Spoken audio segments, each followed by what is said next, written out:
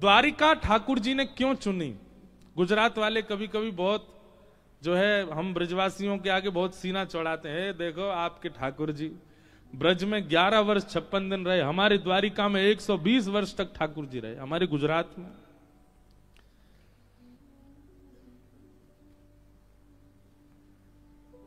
कई बार व्यक्ति का जन्म हुआ भारत में, भारत में रहा बेचारा 18 साल तक पढ़ाई की, स्कूल वगैरह की, और 18 साल के बाद बेचारे को विदेश जाना पड़ जाता है। विदेश में पढ़ाई करने गया, यूनिवर्सिटी में पढ़ा, फिर वहीं उसकी जॉब लग गई, वहीं बिजनेस चालू हो गया, वहीं कोई पसंद आ गई, ब्याह कर लिया, बच्चे आदि सब हो गए। जन्मा कहां? भारत में। अपनी युवावस्था कहां व्यतीत की? भारत में। पर अब कहां रह रहा है 40 साल से? विदेश में। उससे पूछो मन लगता है तुम्हारा?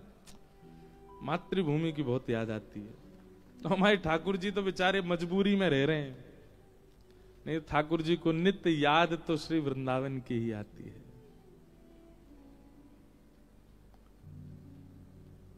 नंद लाला ने माता यशोदा जी सांवरे, ममता नी मूर्ति मारी रह गई गोकुल मां। ठाकुर जी कह रहे हैं 56 भोगन थाल धराई के, 56 भोगन थाल धराई। मेरी गुजराती में उल्टा सीधा हो तो क्षमा।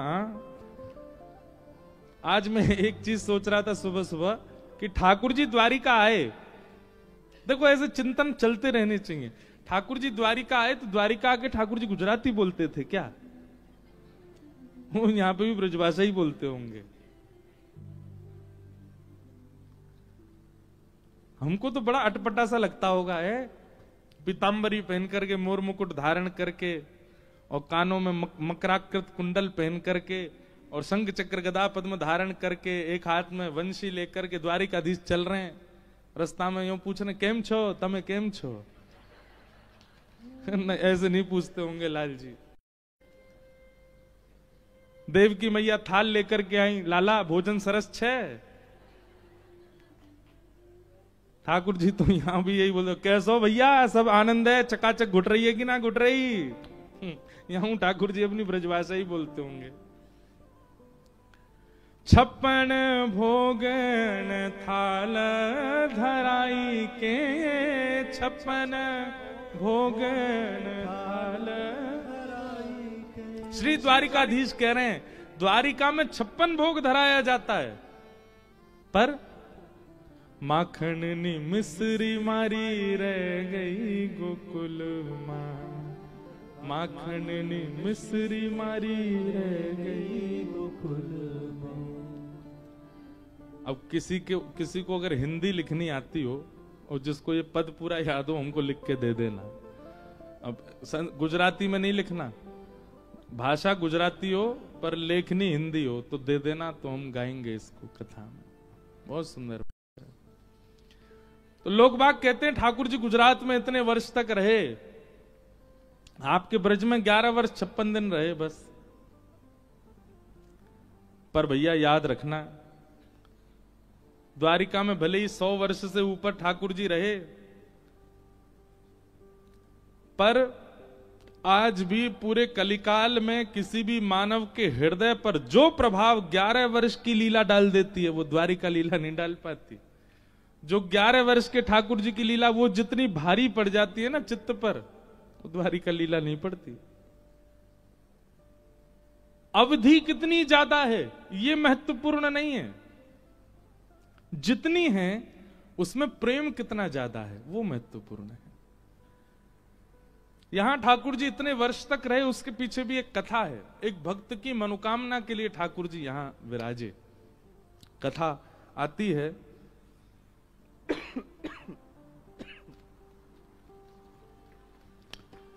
आज हमारा हवन था ये समुद्र तट पर, तो हमारे पंडित जी महाराज संकल्प जब बोल रहे थे तो संकल्प में आपने बोला था द्वारिका का एक और नाम है क्या? आनर्त प्रदेश। क्या नाम है? क्या नाम है? आनर्त प्रदेश। इसको आनर्त देश कहते हैं। अगर जब यहां पर संकल्प लिया जाता है तो आपको कहना पड़ेगा आनर्त प्रदेश है। गोमती तटे, गोमती सागर संगमे। तो इसका मूल नाम, पुराना नाम, द्वारिकाधीश जब विराजे उससे पूर्व का नाम आनर्त प्रदेश। और कथा कुछ इस प्रकार है कि श्रीमद् भागवत जी में जब चंद्रवंश के राजाओं का वर्णन आता है तो वहीं चंद्रवंश सूर्यवंश के राजाओं के वर्णनों में एक राजा का नाम आता है सरियाती। बहुत ध्यान से सुनिएगा। सरियाती राजा थे, वो एक छत्र सम्राट थे पूरी पृथ्वी के। उन्हीं के पुत्र का नाम था आनर्त। तो सरियाती राजा एक छत्र सम्राट जब बन गए पूरी पृथ्वी के, तो एक दिन अहम वश, अहंकार वश अपने सिंहासन पर बैठ करके बोले, ये पृथ्वी, ये भूमि, ये मेरी दासी है और मैं इसका स्वामी हूं। ये पृथ्वी मेरी दासी है। और ऐसा भी होता था बंधुओं कि प्राचीन काल में जब राजा होते थे तो उन राजाओं की आज्ञा पृथ्वी भी मानती थी। एक छत्र सम्राट यदि होते थे तो अगर राजा पृथ्वी को आज्ञा कर देते कि आपको यहां पर इस प्रकार की फसल उगानी है, तो पृथ्वी को वहां वो प्रकट करना पड़ता था, क्योंकि राजा को विष्णु स्वरूपी माना जाता था। परंतु इस बात का कभी किसी राजा ने अभिमान नहीं किया कि वो पृथ्वी का राजा है। सरियाती राजा ने इसका अभिमान किया और एक दिन सभा में बैठ करके बोला, ये पृथ्वी तो मेरी दासी है, मैं पूरी पृथ्वी का राजा हूं और पृथ्वी का स्वामी होने के नाते मैं ही परब्रह्म हूं, मैं ही नारायण हूं, मैं ही ईश्वर हूं। अब राजा के डर के मारे सब लोग तो हाँ जी करने लगे, लेकिन उनका पुत्र बेटा था आनर्त। उसने हाथ जोड़ करके चरणों में प्रणाम करते हुए एक बात कही, बोले पिताजी, आप जो कह रहे हैं वो बात बिल्कुल सत्य है कि आप एक छत्र सम्राट हैं, पर आपने जो ये बात कही कि आप पृथ्वी के स्वामी हैं, ये आप गलत कह रहे हैं। आप पृथ्वी के एक छत्र सम्राट भी ठाकुर जी की कृपा से हैं। आप अपने आप को परब्रह्म परमात्मा भगवान नहीं मान सकते।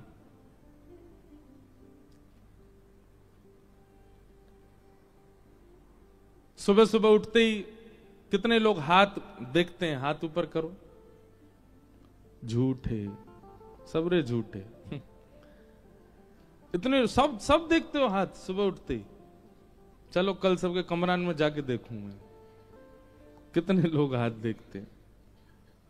कराग्रे वस्ते लक्ष्मी, कर मध्य कर मूले तु गोविंद। और फिर उसको बाद क्या करते हैं? समुद्र वसने देवी पर्वत स्तनि मंडले विष्णु पत्नी नमस्तुभ्यम, विष्णु पत्नी नमस्तुभ्यम। पृथ्वी को क्या कहा जाता है? विष्णु की पत्नी। भगवान की दो पत्नी है, श्रीदेवी और भूदेवी। श्रीदेवी लक्ष्मी है और भूदेवी पृथ्वी। आनर्त पिताजी से कहने लगा, बोले पिताजी आप कैसे कह सकते हैं कि पृथ्वी आपकी दासी और आप उसके स्वामी? क्या वेदों में गलत लिखा है विष्णु पत्नी नमस्तुभ्यम? ये विष्णु की पत्नी है और आप इसके स्वामी कैसे बन सकते हैं? सरियाती को क्रोध आ गया अपने पुत्र की बात सुन करके। बोले अच्छा, तो तू मुझे पृथ्वी का स्वामी नहीं मानता? बोले मैं आपको एक छत्र सम्राट मानता हूं, पर आप पृथ्वी के स्वामी नहीं हो सकते। क्योंकि पिताजी इसके कई उदाहरण हैं। पहला उदाहरण, आपका जन्म नहीं हुआ था उससे पहले से पृथ्वी है, और आप पधार जाएंगे उसके बाद भी पृथ्वी रहेगी।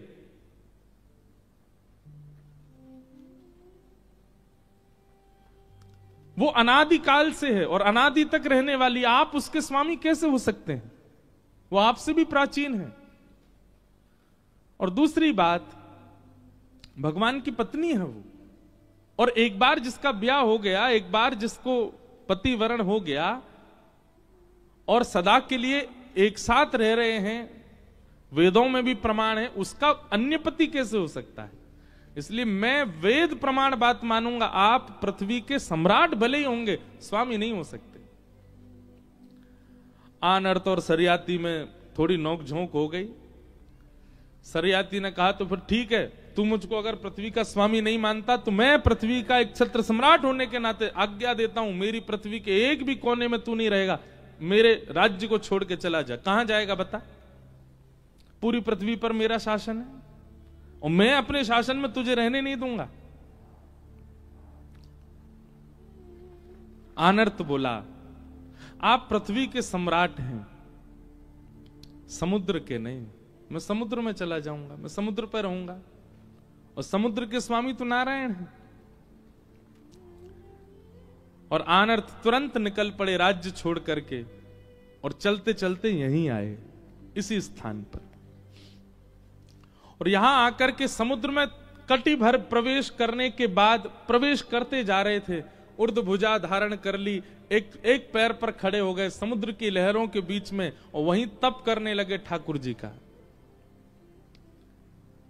आनर्त के इस तप को देख करके श्री ठाकुर जी बड़े प्रसन्न हो गए और प्रसन्न होकर के ठाकुर जी ने तुरंत समुद्र नारायण भगवान को आज्ञा की। बोले, पूरा पृथ्वी मंडल यहां का एक छत्र सम्राट सरियाती है, समुद्र का राजा मैं हूं, मैं आपको आज्ञा देता हूं, जिस क्षेत्र में जिस स्थान पर आनर्त खड़ा है उसके 100 योजन की भूमि आप खाली कर दीजिए, पीछे चले जाइए और उस भूमि का राजा, उस भूमि का स्वामी पृथ्वी का राजा ना होके आनर्त को बना दीजिए। इस पूरे 100 योजन के भूखंड में पृथ्वी के राजा की आज्ञा नहीं चलेगी, ये मेरी आज्ञा है। और भगवान ने आकाशवाणी करके समुद्र नारायण भगवान से कहा, आप 100 योजन भीतर चले जाओ, जहां वो खड़ा है उससे, और इतना पूरा क्षेत्र ये आनर्त का होगा। समुद्र नारायण तुरंत प्रकट हुए, आनर्त के तप से प्रसन्न होकर बोले, भगवान ने आज्ञा की है, आपको पिताजी ने देश से निकाल दिया और आपने ठाकुर जी की सत्ता को प्रमाणित करने के लिए अपने पिता का देश त्याग दिया। इसलिए भगवान ने आज्ञा की है कि आप जहां खड़े यहां से चारों ओर 100 योजन तक ये आपकी भूमि है, यहां पृथ्वी पर किसी राजा का शासन नहीं होगा और मैं अब पीछे हट रहा हूं। और समुद्र नारायण पीछे जाने लगे। आनर्त बहुत प्रसन्न तो हुए पर नेत्रों में अश्रु भर आए। ठाकुर जी के चरणों में प्रणाम किया, बोले, भगवान मेरी एक कामना सुन लीजिए। भगवान प्रसन्न हो गए, प्रकट हुए, बोलो क्या चाहिए बताओ। बोले, एक भक्त कभी नहीं चाहता कि उसके नाम से या उसकी सत्ता से किसी बात का प्रचार हो।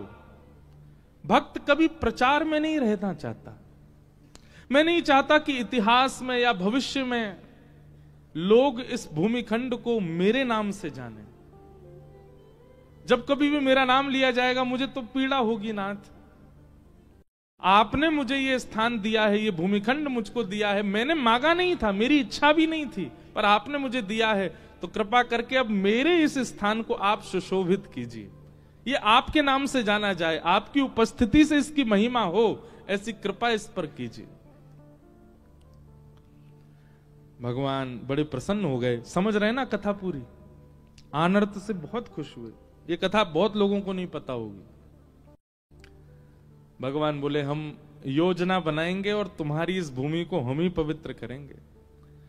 फिर आनर्त के वंश में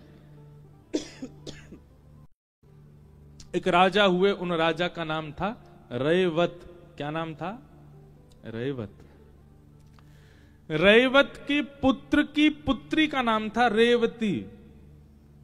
रेवती जी का विवाह हुआ बलराम जी के साथ, और बलराम जी से रेवती जी के विवाह करने में रैवत राजा ने अपनी पौत्री, अपनी पुत्र की पुत्री के ब्याह में दहेज रूप में आनर्त देश को प्रदान किया, द्वारिका को प्रदान किया। ये एक कथा शास्त्रों में ऐसी बताई जाती है। दहेज में मिली ठाकुर जी को, और ठाकुर जी को भी नहीं, बड़े भैया को दहेज में मिली द्वारिका नगरी।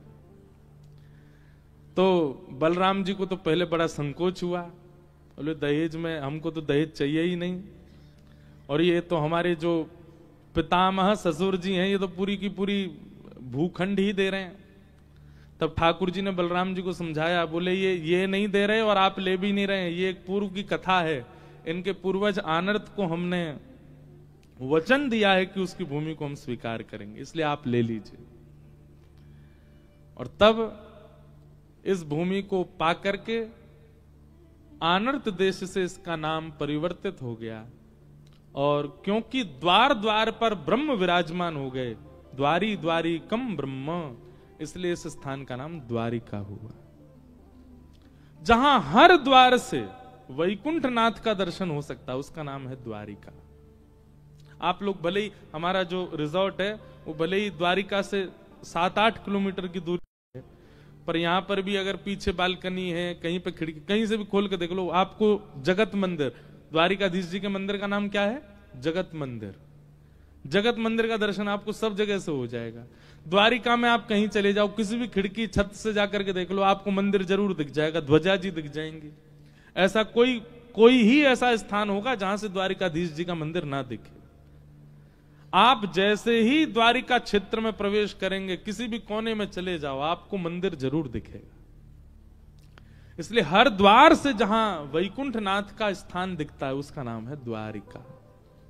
और फिर भगवान ने इस भूमि को स्वीकार किया, और यहां, अच्छा, जिस भूमि का हम दर्शन कर रहे हैं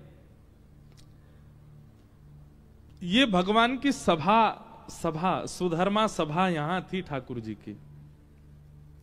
ठाकुर जी का मूल निवास, पटरानियों का निवास, और भगवान का पूरी द्वारिका जो थी वो तो समुद्र के भीतर विराजमान है।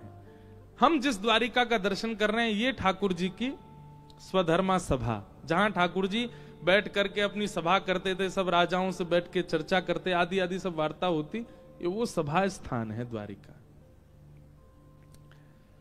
ऐसी द्वारिका आनर्त पर कृपा करने के लिए श्री ठाकुर जी द्वारिका में आकर के विराजमान, इसलिए ठाकुर जी ने इस भूमि को चुना। लोग पूछते हैं कि यही खंड क्यों चुना गया, इतनी बड़ी दुनिया में यही क्यों चुना ठाकुर जी ने? इसलिए चुना क्योंकि आनर्त ने इस भूमि पर तपस्या करके इसको अपना बनाया, और अपना बना करके ठाकुर जी को अर्पित किया था, इसलिए ठाकुर जी यहां द्वारिकाधीश बन के विराजे। बोलो द्वारिकाधीश की। तो अगर कोई आपसे पूछे तो आप यहां का पूरा भाव अब बता सकते हैं कि ठाकुर जी द्वारिका में क्यों बसे, ब्रज छोड़ करके ठाकुर जी यहां क्यों आए। वहां नाथ द्वार में अजब कुमारी के लिए ठाकुर जी चले गए। देखो, ब्रज प्राणों से भी ज्यादा प्रिय है ठाकुर जी को। एक पद है अष्ट सखाओं का, उस पद में श्री संभवतः कुंभनदास जी का है, कहा करूं वैकुंठ ही जाए, कहा करूं वैकुंठ ही जाए, कहा करूं वैकुंठ ही जाए, कहा करूं वैकुंठ ही जाए, कहा करूं वैकुंठ ही जाए, कहा करूं वैकुंठ ही जाए। श्री गोविंद दास जी का पद है। सब लोग गाना मुझसे कल कह रहे थे, बोले महाराज जी आप अपने भाव सुनाओ। एक तो हमारी एक आदत है कि हम इस मंच पे बिल्कुल शून्य होके बैठते हैं, वातावरण, हवा, वायु जो बुलवा देगी हम वही बोलते हैं। हम अपने वश में नहीं रहते व्यास मंच पे, सोच विचार के तो कभी बोलता ही नहीं। तो यहाँ जो भी निकल रहा है इसका मतलब है वो व्यास पीठ ही बुलवा रही है। अब चाहे वो पद हो, चाहे वो भजन हो, चाहे वो कोई कथा हो। और विशेष रूप से मुझे पद गाना बहुत प्रिय लगता है, इसलिए ये पद भले ही आपके तन को नहीं नचाएंगे, पर आपका मन रूपी मयूर नृत्य करेगा, इसलिए भाव से गाइए। ठाकुर जी कह रहे हैं, कहाँ करूं वैकुंठ ही जाए, कहाँ करूं वैकुंठ ही जाए, जहाँ नहीं वंशी वट यमुना गिरी, जहाँ नहीं वंशी वट यमुना गिरी, जहाँ नहीं वंशी वट यमुना गिरी, जहाँ नहीं वंशी वट यमुना गिरी, गोवर्धन और नंद की गाय, गोवर्धन और नंद की गाय, कहाँ करूं वैकुंठ ही जाए, कहाँ करूं वैकुंठ ही जाए, कहाँ करूं वैकुंठ ही जाए, कहाँ करूं वैकुंठ ही जाए, जहाँ नहीं ये कुंज लता द्रुम, जहाँ नहीं ये कुंज लता द्रुम, मंद सुगंध बहत ना प्यार, मंद सुगंध बहत नहीं प्यार, गोविंद प्रभु तज नंद सुवन को, गोविंद प्रभु तज नंद सुवन को, ब्रज तज मोरी जाए बलाए, ब्रज तज मोरी जाए बलाए, कहाँ करूं वैकुंठ ही जाए, कहाँ करूं वैकुंठ ही जाए, कहाँ करूं वैकुंठ ही जाए, कहाँ करूं वैकुंठ ही जाए।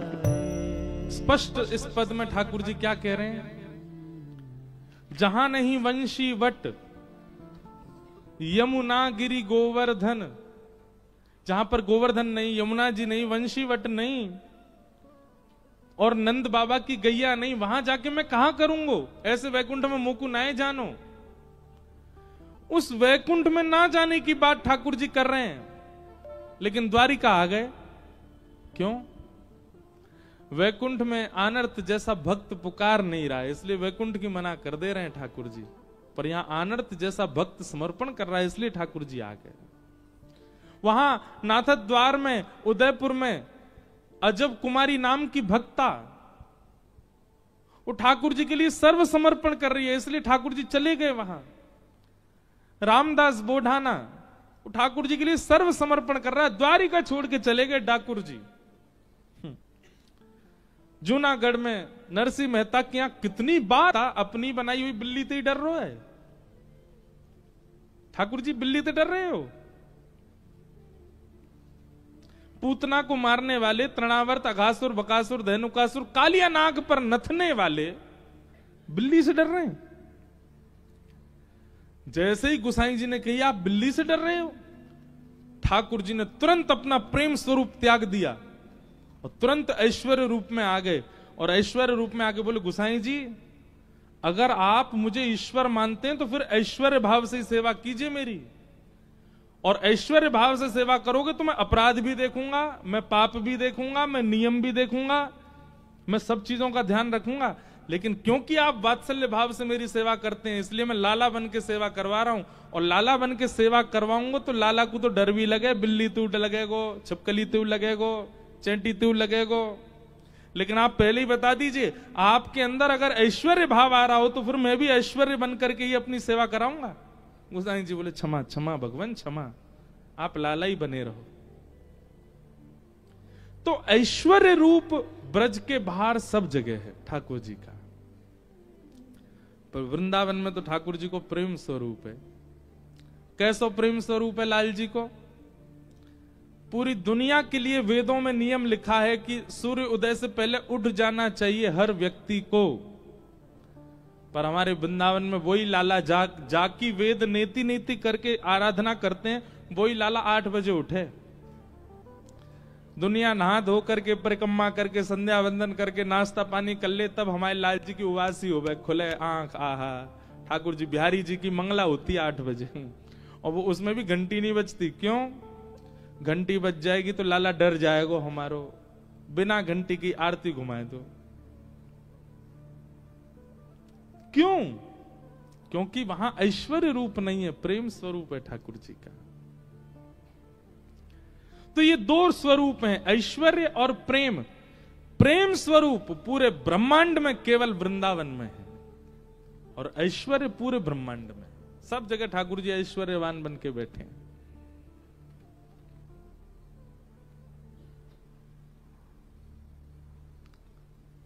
तो अपने प्राण प्यारे ब्रज को भी ठाकुर जी छोड़कर के प्रेम स्वरूप से नहीं गए, ऐश्वर्य रूप से गए द्वारिका।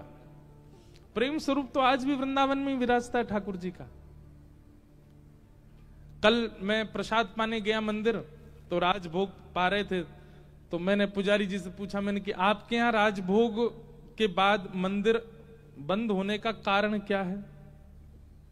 बोले हमारे ठाकुर जी राजा धीराज हैं, अब इतना बढ़िया प्रसाद पाया, प्रसाद पाके थोड़ी देर पौधेंगे, सोएंगे। मैंने हमारे ब्रज में ठाकुर जी सोते नहीं है। दोपहर में ठाकुर जी के मंदिर बंद क्यों होते हैं? वो लाला अब गैया चरावे जावेगो, इसलिए कई मंदिरों में ठाकुर जी को छड़ी धराई जाती है, छड़ी धारण कराई जाती है, गेंद धारण कराई जाती है। ठाकुर जी गेंद लेके, छड़ी लेकर के और कटकाचनी पहन करके, और कई मंदिरों में ठाकुर जी की भोग सामग्री रखी जाती है। लाला वन में जाएगो गैया चरावे, तो ऐसी व्यवस्था करके भेजा जाता है। दोपहर में 1-2 बजे वृंदावन में दर्शन क्यों नहीं होते? बोले क्योंकि लाल जी मंदिर में है ही नहीं, गैया चरावे गए जमुनापल्ली पार। 4:30-5 बजे लौटेंगे तब दर्शन होंगे, और 4:30 बजे 5 बजे उत्थापन जब होगा ठाकुर जी का, तो फल का भोग लगाएंगे। फल का भोग क्यों? बोले ठाकुर जी अभी लौट के नहीं आए नंद भवन, वन में ही है, तो वन की भिलनियों ने फल तोड़ तोड़ के ठाकुर जी को पधराए, इसलिए फल का भोग लगता है। और फिर ठाकुर जी जब लौट करके आते हैं 4:30-5 बजे के बाद, फिर मंदिरों में हल्के गर्म जल से थोड़े कपड़े गीले किए जाते हैं, फिर ठाकुर जी गाल पहुंचे जाते हैं, हाथ पहुंचे जाते हैं। बोले क्यों? गैया चरावे गए तो गौ रज लग गई है ठाकुर जी को, तो धीमे धीमे वो रज मिटाएंगे, थोड़ी थोड़ी साफ करेंगे, फिर ठाकुर जी की संध्या आरती करते हैं, राधा रमन जी में औलाई करते हैं।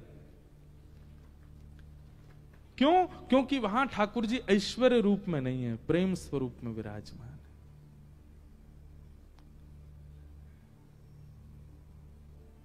ये ठाकुर जी का ऐश्वर्य रूप है।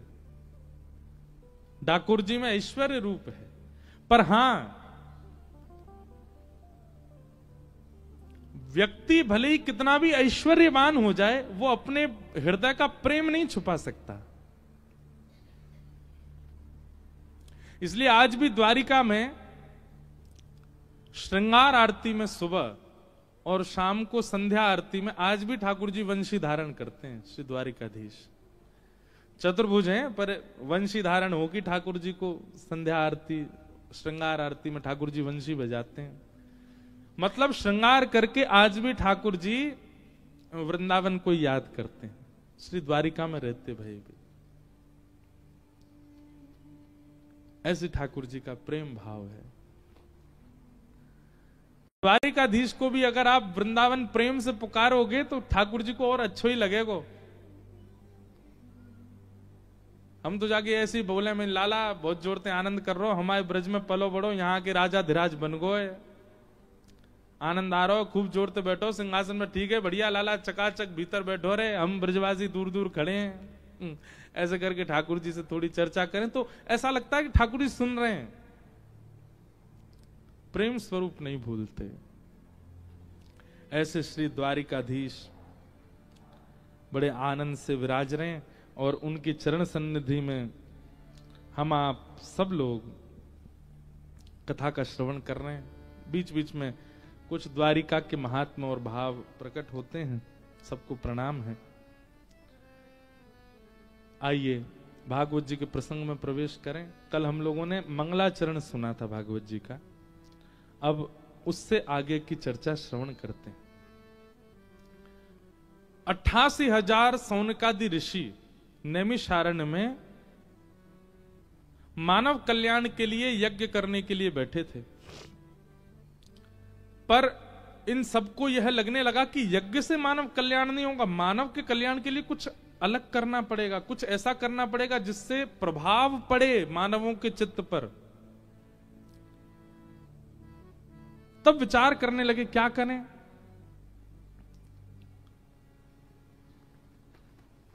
तभी उस सभा सूत जी का आगमन हुआ और सूत जी से 88,000 ऋषियों ने पूछा कि महाराज मानव कल्याण के लिए हमें क्या करना चाहिए।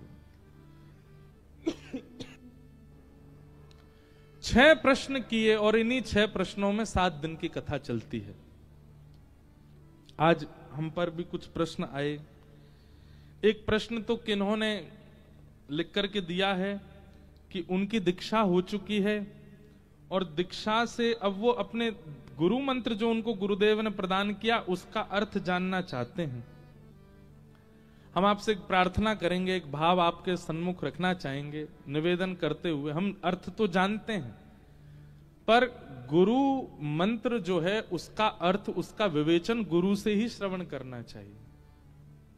और इसका प्रमाण है हमारे भाष्यकार श्री रामानुज स्वामी जी महाराज, श्री रामानुजाचार्य जी, जिस परंपरा के हमारा पूरा बंग परिवार अधिकतर सब रामानुज परंपरा से, हम भी रामानुज परंपरा से, हमारे श्री रामानुजाचार्य स्वामी जी, आप अपने गुरुदेव के चरणों में 17 बार गए। अष्टाक्षर मंत्र जो हमको गुरु मंत्र मिला है, हम आप सब लोगों को, उस अष्टाक्षर मंत्र की विधि जानने के लिए 17 बार गए अपने गुरुदेव के चरणों में।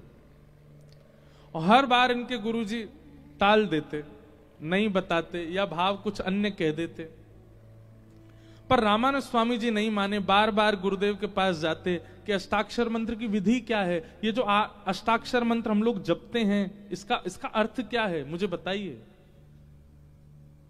ये हमारे भाष्यकार श्री रामानुज स्वामी जी का दर्शन। आप शेषावतार श्री बलराम जी, लक्ष्मण जी ही बलराम जी बने और वही बलराम जी ही कलयुग में शेषावतार श्री रामानुजाचार्य जी के रूप में प्रकट हुए। जब इतनी ललक आपके भीतर जग गई गुरु मंत्र की विधि जानने की, तब 17 बार के बाद गुरुदेव ने कृपा की और सोचा कि इतना उत्सुक है गुरु मंत्र की विधि जानने का, तो अब मैं इनको बताऊंगा। और गुरुदेव ने तुरंत उनको बैठा करके अष्टाक्षर मंत्र की विधि बताई। हमारे यहां गुरु मंत्र को माइक पे या स्पष्ट नहीं बोलना चाहिए, तो जब गुरुदेव ने अष्टाक्षर मंत्र की विधि बताई और विधि बताते ही रामानुज स्वामी जी तुरंत गुरुदेव को प्रणाम करके एकांत में गए और एकांत में जाकर के जैसे ही अष्टाक्षर मंत्र करना प्रारंभ किया, इतने में ही चंदन की सुगंधी आने लगी, कपूर की सुगंधी आने लगी, केसर की सुगंधी आने लगी, दिव्य तेज आंखों में पड़ने लगा। केवल एक अष्टाक्षर उच्चारण ही किया था, इतने में ही ये सब अनुभूतियां होने लगी। सुंदर मंद सुगंध शीतल हवा बहने लगी। आपने जैसे ही नेत्र खोल करके देखा, शंख चक्र गदा पद्मधारी श्रीमन नारायण साक्षात सन्मुख खड़े हैं। गुरु मंत्र की विधि जानने के तुरंत बाद ठाकुर जी का दर्शन हो गया। रामानुज स्वामी जी ने जैसे ही ठाकुर जी को देखा, हमारे श्री नाभा जी भक्तमाल जी में वर्णन करते हैं, रामानुज स्वामी जी ने तुरंत प्रणाम किया ठाकुर जी को, और प्रणाम करके भगवान तो इतने प्रसन्न थे कि हमसे थोड़ी बात करें, कुछ कहें, पर रामानुज स्वामी जी ने कोई बात नहीं करी, तुरंत दौड़ करके गए और श्री रंगनाथ मंदिर के गोपुरम पर चढ़ गए, और गोपुर हुए आरूढ़ उच्च स्वर मंत्र उच्चारो। आपने गोपुर पर आरूढ़ होकर के जिस मंत्र को गोपनीय रखना चाहिए था, अष्टाक्षर मंत्र को, जोर जोर से सबको सुनाने लगे। इतने में ही महाराज अनेक लोगों ने उसको सुन लिया।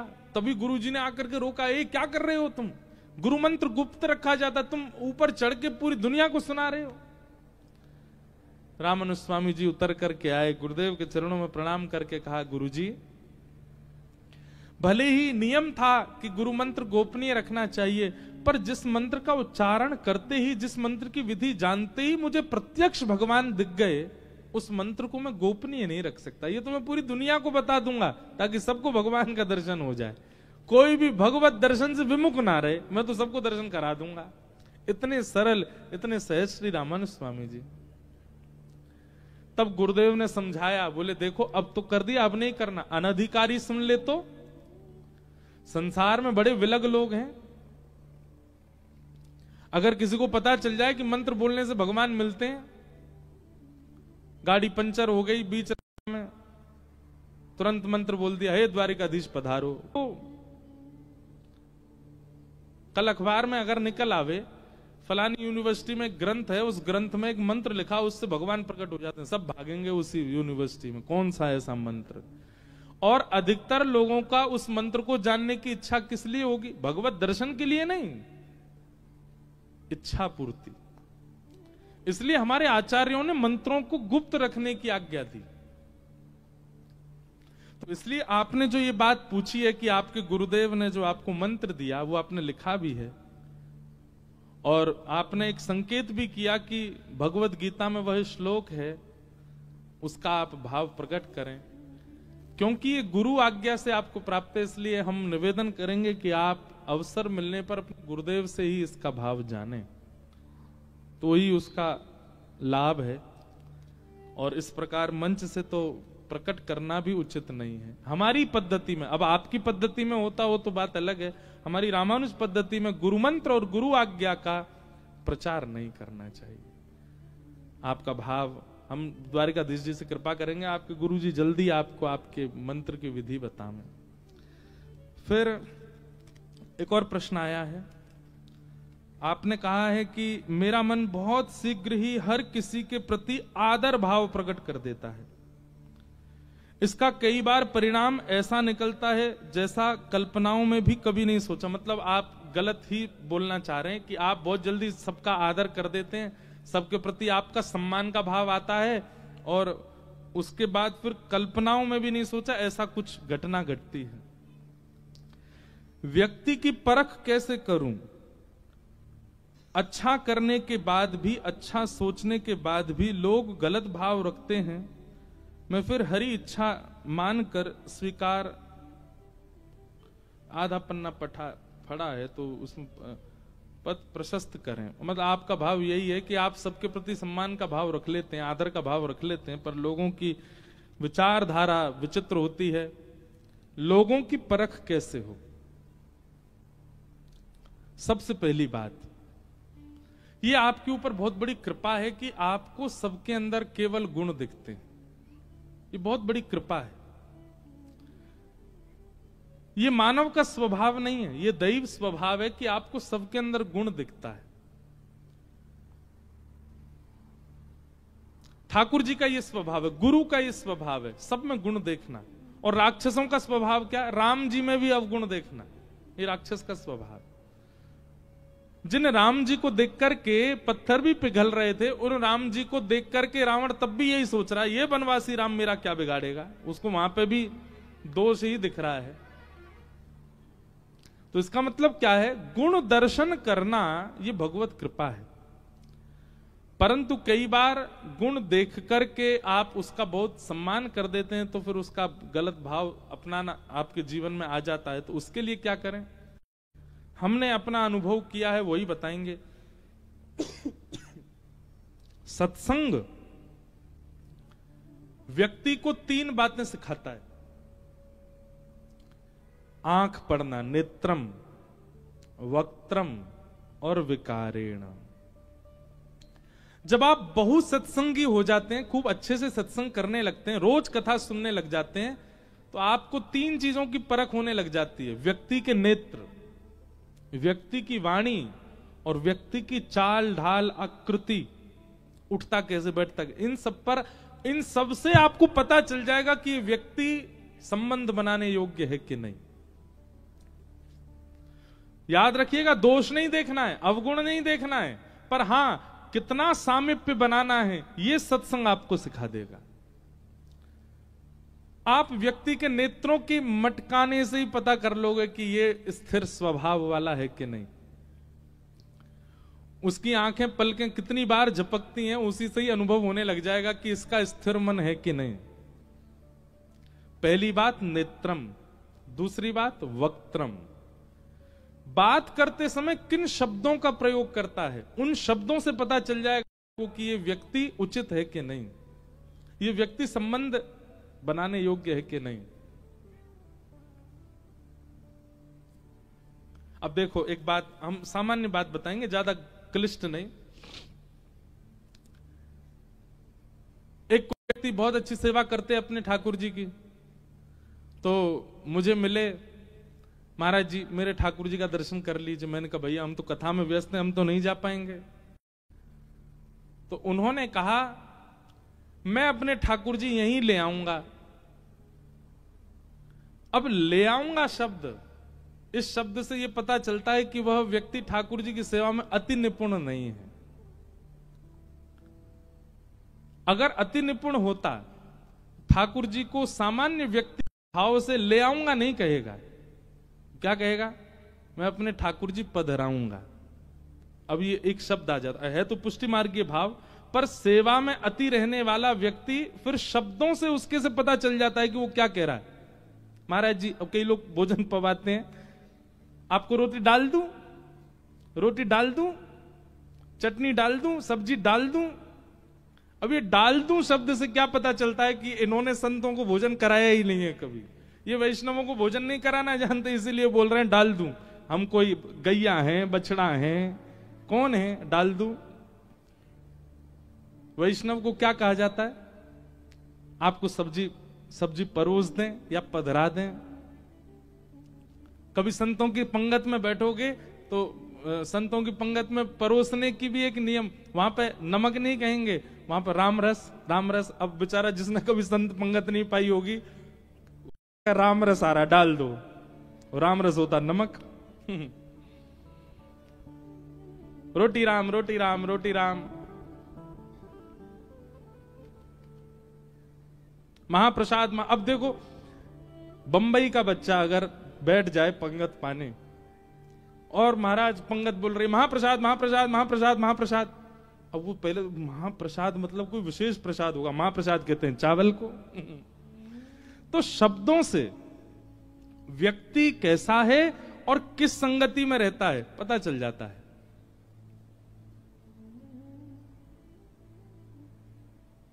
महाराज जी अपन लोगों को ना, अपन शब्द आती पता चल जाती कहां बैठते हो।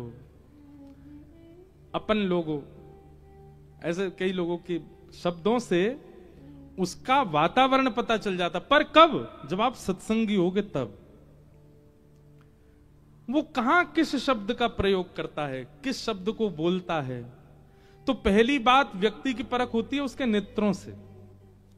स्थिर नहीं है, धीर नहीं है, गंभीर नहीं है, इसका मतलब है संबंधवर्ती व्यक्ति नहीं है। दूसरी बात, वाणी, शब्द किन किन शब्दों का प्रयोग करता है उससे पता चलता है संबंधवर्ती है कि नहीं। और तीसरी बात, चलता कैसे है, उसकी चाल कैसी, बैठता कैसे। किसी स्थान पर सोफा पे कई लोग बैठते हैं, आके सीधे अपने हाथ टांगे, पांव यूं धरे, ऐसे पूरा करके बैठ जाते हैं, तो पता चल जाता है कि बहुत सत्संगी व्यक्ति नहीं है। अब आप लोग अपनी मुद्राएं मत बदलो, जैसे हो वैसे ही रहो। कई लोग बेचारे धीमे धीमे हाथ सीधा कर रहे हैं, पैर नीचे कर रहे हैं, ये सब मत करो, आप जैसे हो वैसे ही रहो। उसके कपड़े पहनने का ढंग उससे पता चल जाता है कि वो कैसे वातावरण का है। तो नेत्रम, वक्त्रम, विकारेण, इन 3 चीजों से व्यक्ति की परख होनी शुरू हो जाती है। पर कब? जब आप सत्संगी हो के तब। बिना सत्संग की अभी पता चली यहां से कथा उठते ही गए और महाराज एक दूसरे की आंख देखने लगे, चप्पल नेत्र हैं तुम्हारे, महाराज जी आज बता रहे थे बहुत मटकते हैं इधर उधर।